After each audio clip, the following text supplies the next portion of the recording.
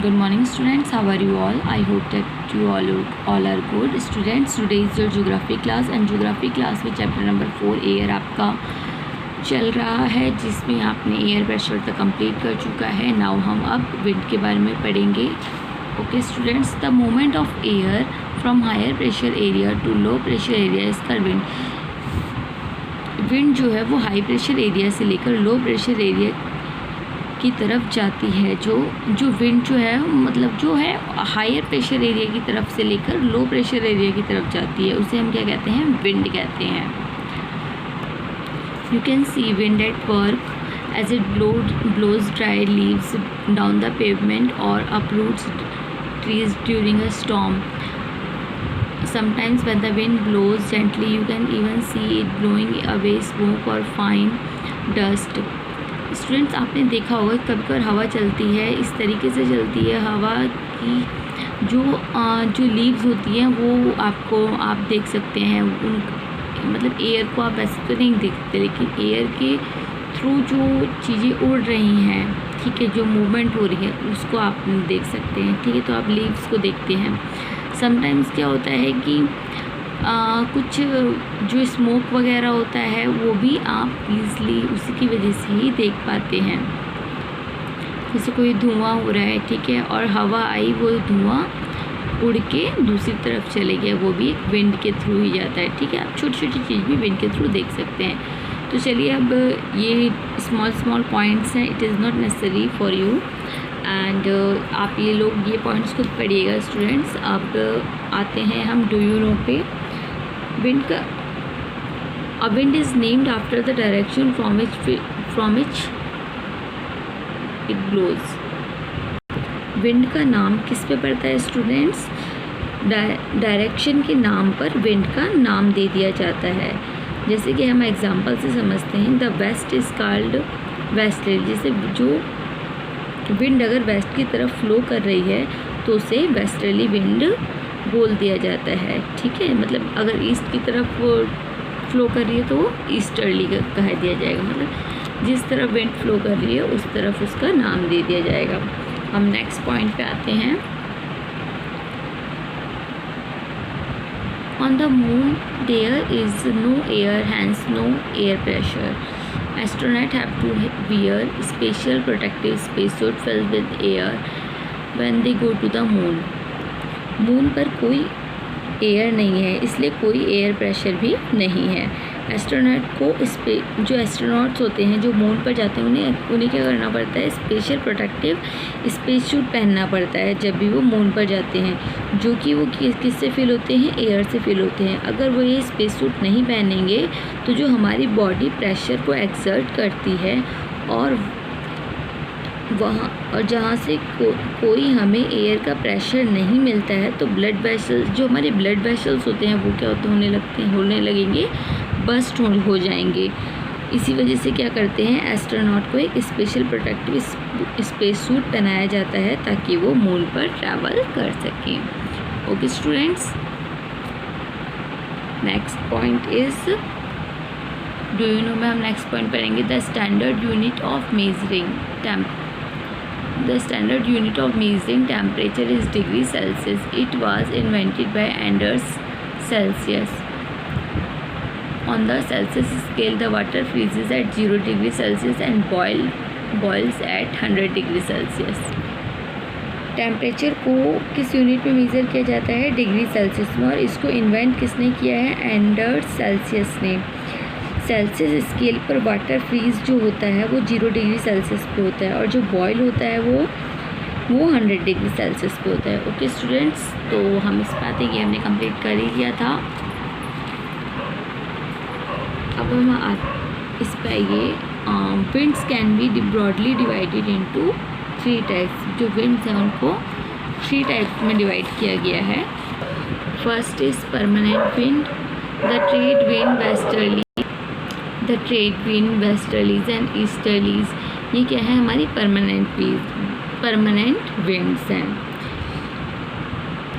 मतलब ये constantly blow करती रहती हैं थ्रू आउट द ईयर. मतलब ये जो ट्रेड विंड है, वेस्टर्लीज है, ईस्टर्लीज है, ये विंड जो है ये परमानेंटली परमानेंटली क्या है, ब्लो करती रहती है, कॉन्स्टेंटली ब्लो करती है थ्रू आउट द पूरे ईयर, ये कॉन्स्टेंटली ब्लो करती रहती हैं और एक पर्टिकुलर डायरेक्शन में मूव करती है। नेक्स्ट इज सीजनल विंड, जो डिफरेंट सीज़न में चेंज होती रहती हैं और जो इनके डायरेक्शन होती हैं सीज़न के हिसाब से होती हैं, जैसे मानसून इन इंडिया।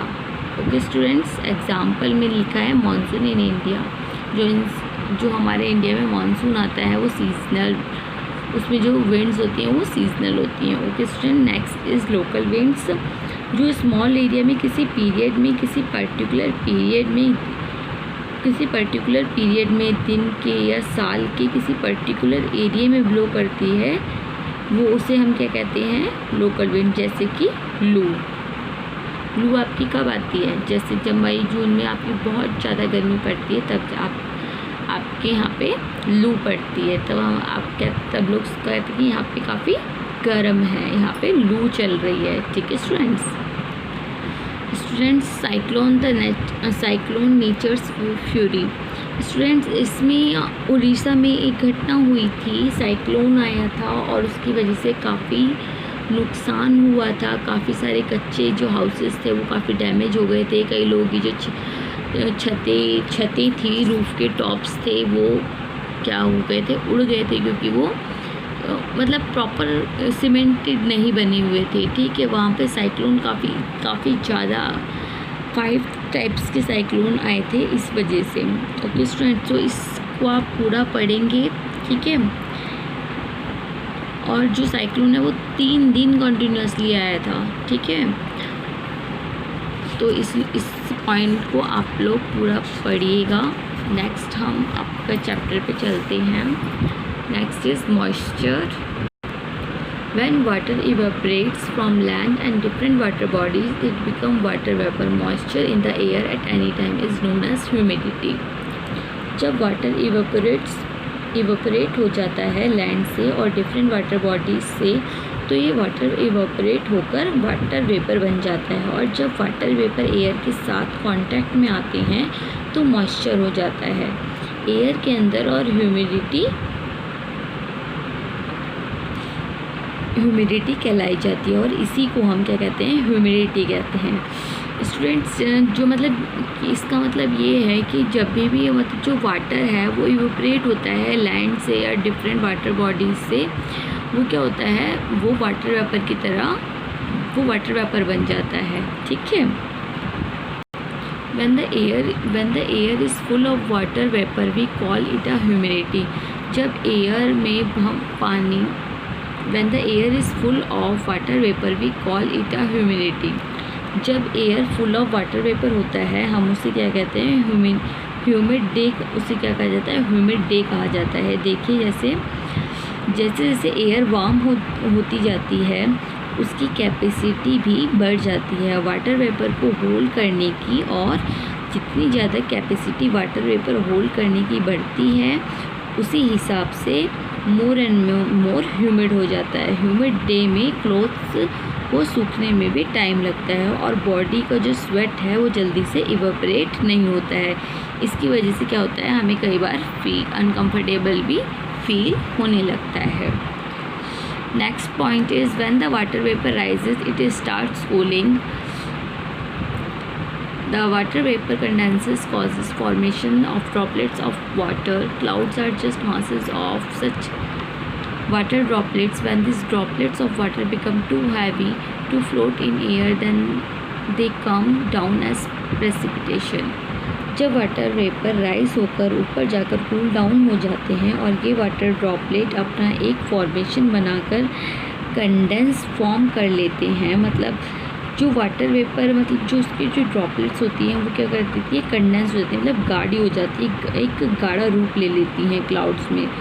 और जो क्लाउड्स हैं वो वाटर ड्रॉपलेट्स का मासेस होते हैं, और जो ये वाटर ड्रॉपलेट्स का होते हैं वो काफ़ी हैवी हो जाते हैं कि वो एयर में फ्लोट नहीं करते, मतलब वो इतने हैवी हो जाते हैं कि वो ना फ्लोट नहीं कर पाते हैं एयर में। तो फिर क्या होता है, वो एज अ प्रेसिपिटेशन मतलब तेज़ी से नीचे आ जाते हैं, मतलब गिर जाते हैं। जब वो प्रेसिपिटेशन के तौर पे नीचे आ जाते हैं, मतलब जो वो तेज़ी से नीचे आ जाते हैं, और जब वो लिक्विड फॉर्म में होते हैं तो उन्हें क्या कहा जाता है, रेन कहा जाता है। मतलब जो वो नीचे आते हैं दैट मीन्स बारिश हो रही है, ठीक है, तो उसे क्या कहा जाता है, रेन कहा जाता है। Precipitation that comes down to the earth in liquid form is called rain. Most of the ground water comes from rain water. जो ज़्यादातर ग्राउंड वाटर होता है वो कहाँ से आता है, वो रेन वाटर से आता है। Plant help preserve water. Plant help preserve water when trees on hill sides are cut. Rainwater flows down on the bare mountains and can cause flooding of low-lying areas. On the basis of mechanism, there are 3 types of rainfall: the conventional rainfall, the orographic rainfall and the cyclonic rainfall. Plants जो है वो rainfall के water को preserve करके रखते हैं। अगर plants को काट दिया जाता है, ट्रीज़ को कट कर दिया जाता है, तो जो रेन वाटर है उन माउंटेन्स से सीधा नीचे आ जाता है। और लो लाइंग एरियाज़ पे जब लो लाइंग एरियाज़ जो हैं वहाँ से जब नीचे जाता है तो वहाँ पे फ्लड की कंडीशन हो जाती है, क्योंकि वाटर लेवल वहाँ पे हाई हो जाता है। और अगर ट्रीज़ नहीं कटते हैं तो वाटर को इंटैक्ट करके रखा जाता है। और इसी मैकेनिज़्म में 3 टाइप्स के रेनफॉल होते हैं, जैसे कि conventional rainfall, orographic rainfall, cyclonic rainfall. Okay students, यहाँ पे पिक भी दे रखी है, ये रहा कन्वेंशनल रेनफॉल, ये है ओरोग्राफिक रेनफॉल, यहाँ पे मॉइस्चर हो रहा है देख रहे हैं, ठीक है। ये है साइक्लोनिक रेनफॉल, यहाँ पे वार्म एयर है और ये कोल्ड एयर है, ठीक है students. Next point is rainfall is very important for the survival of plants and animals. Rainfall बहुत इम्पॉर्टेंट होता है प्लांट्स और एनिमल्स के सर्वाइव करने के लिए। इससे अर्थ की सरफेस को फ्रेश वाटर मिलता है। अगर बारिश कम होगी तो पानी की कमी हो जाएगी, सूखा होने लगेगा। इसी तरह अगर रेनफॉल ज़्यादा होगा तो फ्लड की कंडीशन होगी।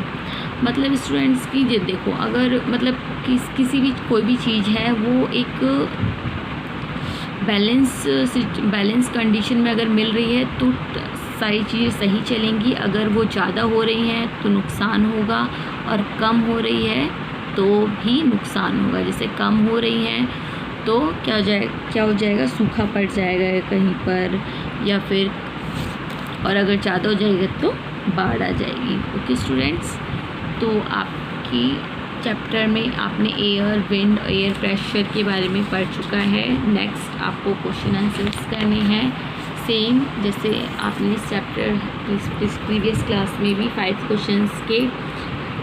क्वेश्चंस करे थे पैराग्राफ में से, इसमें से भी आप 5 क्वेश्चंस पैराग्राफ में से करेंगे। Okay students, I will send you 5 question to you. Thank you and take care.